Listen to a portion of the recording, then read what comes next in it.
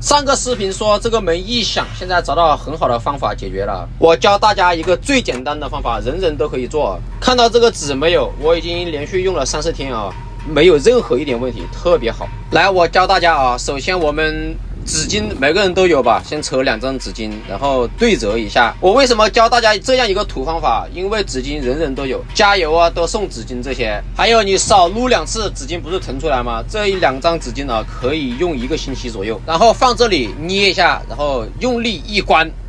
如果说你按照我这样做的话还异响，你找我。像一字锁扣的那种啊，可以缠点电工胶带，缠一次也可以用1个星期左右啊。我们这种 U 型锁扣的是不好缠，所以我们就用纸巾，真的特别的简单又实用。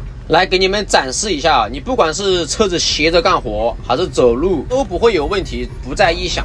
真的，你看这个旋转，你看不管你怎么搞，你看你们肯定会说门打开的时候纸巾会掉，现在给你们展示一下。我们现在连续开门，连续关门了，你看打开门纸巾都不会掉的，你看到没有？方法其实有很多，但是这种简单又有效果，你们可以去试一下。